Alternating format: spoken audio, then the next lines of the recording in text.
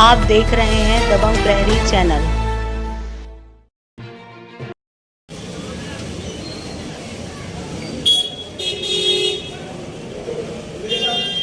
सर्वप्रथम श्री शक्ति चौरा माँ दुर्गा मंदिर में हम सबके बीच उपस्थित परम सत्य पूजनीय देवी चित्रलेखा जी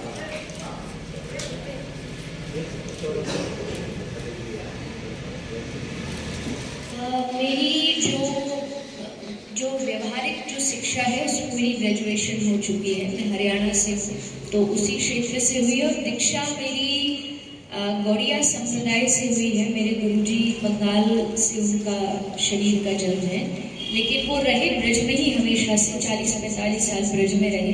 तो श्री श्री गिरधारी दास बाबा जी महाराज, उनसे मेरी आध्यात्मिक दीक्षा है।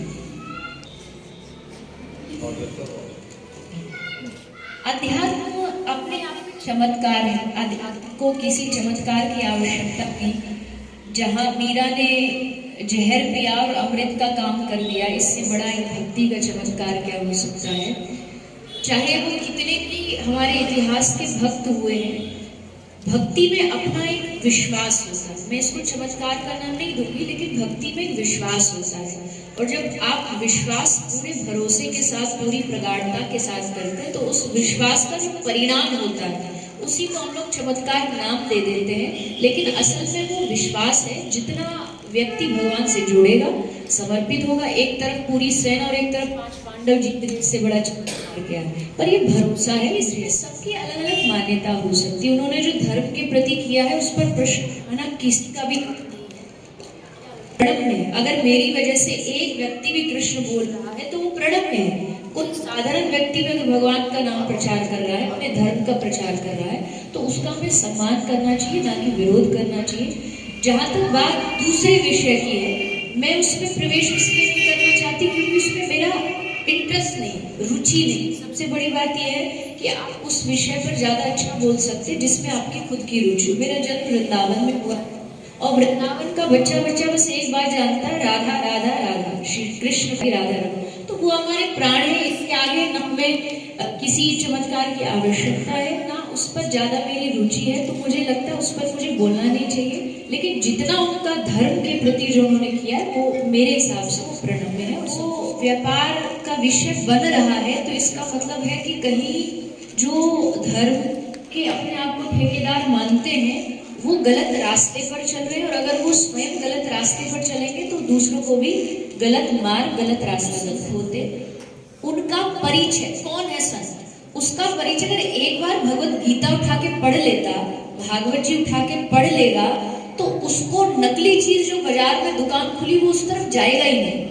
मुझे लगता है इसमें सबसे बड़ी कमी जो है वो हमारी खुद की है कि हम अब कभी अपने शास्त्र उठा के नहीं देखते। हम भागवत जी, आज हिंदू होकर के कितने हिंदू हैं जिन्होंने गीता को हाथ भी नहीं लगाया होगा, गीता पढ़ा नहीं होगा। जब तक आप भगवत गीता नहीं पढ़ेंगे आप अपने धर्म को कैसे जानेंगे।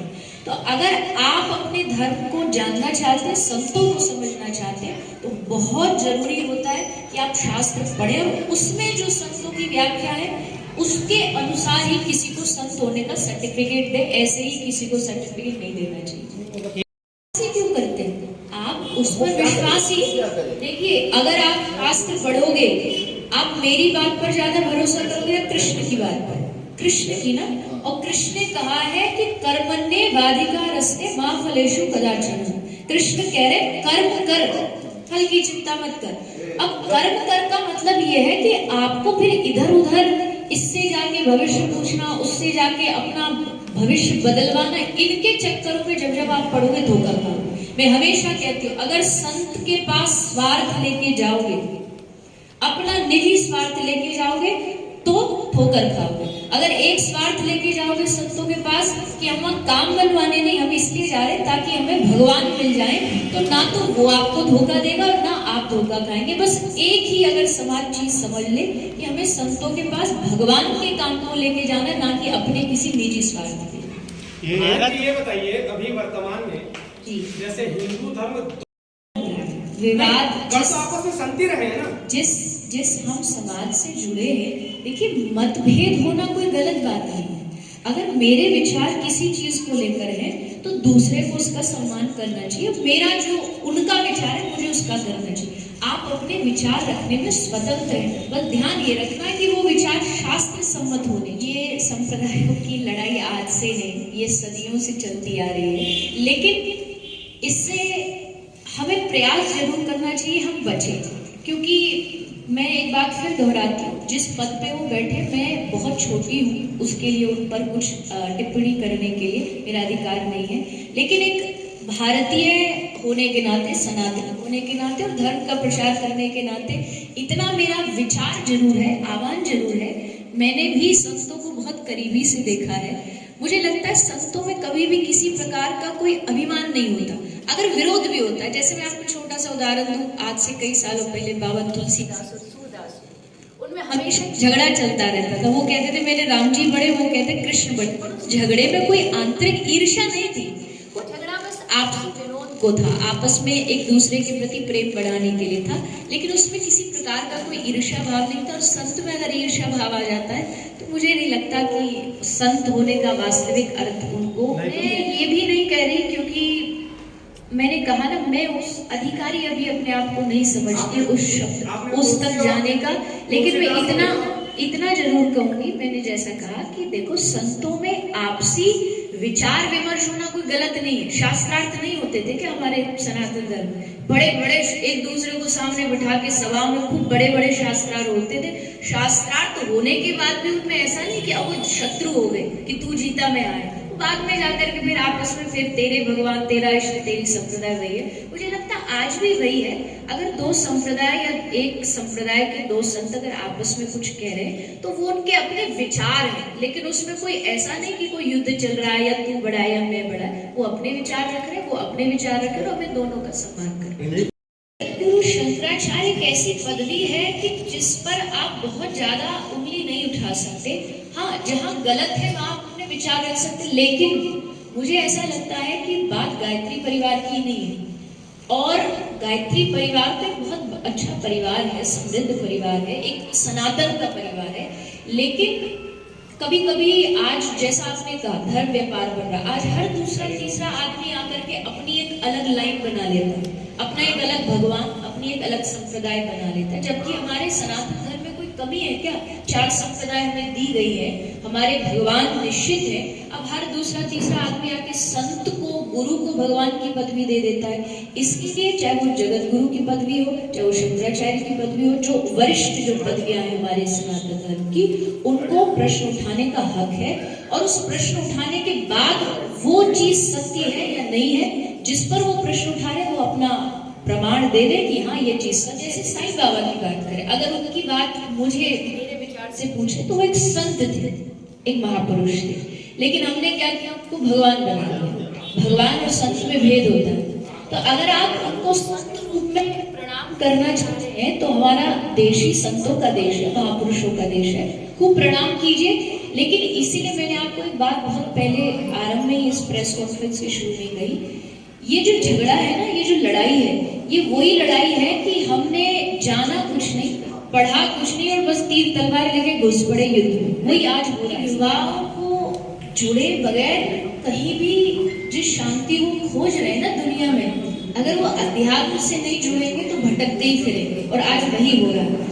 आज मानसिक बीमारियां बढ़ रही हैं। आज हर छोटा से छोटा फेलियर उनको जीवन में इतना परेशान कर देता है कि वो जाकर के आत्महत्या कर लेते हैं, डिप्रेस्ड हो जाते हैं। नींद की गोलियां, आज के बच्चों को अगर एग्जाम में फेल हो जाते हैं तो उनको नींद की गोलियां खानी पड़ती है। अगर इस चीज से हमें थोड़ा सा बचना है, युवाओं को बचना है, तो जरूरी है कि जहाँ असली आनंद है, असली आनंद है अध्यात्म में। मैं ये नहीं कहती आप सब कुछ छोड़ दो, करो, आप पढ़ाई भी करो, आप कहीं जा रहे हो घूमने फिरने वो भी जाओ, कभी कभी कोई सिनेमा, अच्छा सिनेमा है तो वो भी देखो, लेकिन उसके साथ ये ना भूलो कि जीवन में अध्यात्म का और संसार का एक बैलेंस बहुत जरूरी है। अगर वो डिसबैलेंस हो गया तो उसका दिमाग पर असर पड़ता है, उसी को फिर डिप्रेशन का नाम दे दिया जाता है। तो युवाओं से यही निवेदन है कि एक पॉकेट में अगर आपके मोबाइल 24 घंटे रहता है तो एक पॉकेट में आप छोटी सी भगवत गीता भी रखिए और चीजों को बैलेंस करके चलिए, तो आपका जीवन अच्छा। ये पूजा पद्धति मैं जरूर कहना चाहूंगी, ये बहुत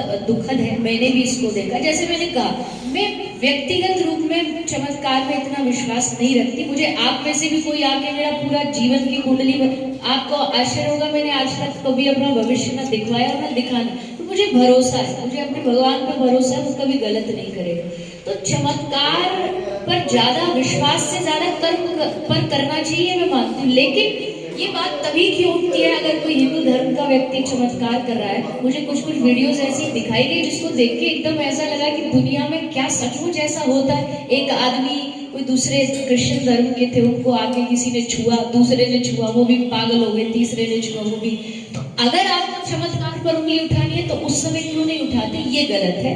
क्योंकि गलत तो गलत है, चाहे वो किसी भी धर्म का, कोई हिंदू धर्म में कोई ऐसा हो भी जाता है। मैं ऐसा नहीं कहती कि कोई गलतियां नहीं होती, हो भी जाती है, तो हम सब अपना अपना लाठी लेके खड़े हो जाते हैं। लेकिन वही जब दूसरे धर्म का कोई गलत हो जाता है तो उसको छुपाने के और बचाने का प्रयास किया जाता है, ये गलत है। गलती किसी की भी हो, उसका विरोध तो नहीं कहूंगी, पर इतना तो हम कर ही सकते हैं कि उस चीज को मान्यता, बस इतना ही कहूंगी। एक रावण भी तो था, रावण ने भी तो राम का विरोध किया। और अगर आज राम की कथा का कोई विरोध कर रहा है तो उसमें रावण में कोई भेद नहीं, चाहे कोई भी हो। मुझे नहीं पता किसके बारे में आप बात कर रहे हैं, पर मैंने ये जरूर सुना था कि ऐसा हुआ है यूपी में, जो बहुत ही दंडनीय है। मुझे लगता है इसके ऊपर जो हमारी सरकार है उसको भी कुछ करना चाहिए कि हमारे धर्म का जो पहचान है, बाबा तुलसीदास जी की एक एक चौपाई में कितने लाखों करोड़ों का जीवन बदला है, और उसको जाकर आप भरे चौराहे पर जाके फाड़ रहे,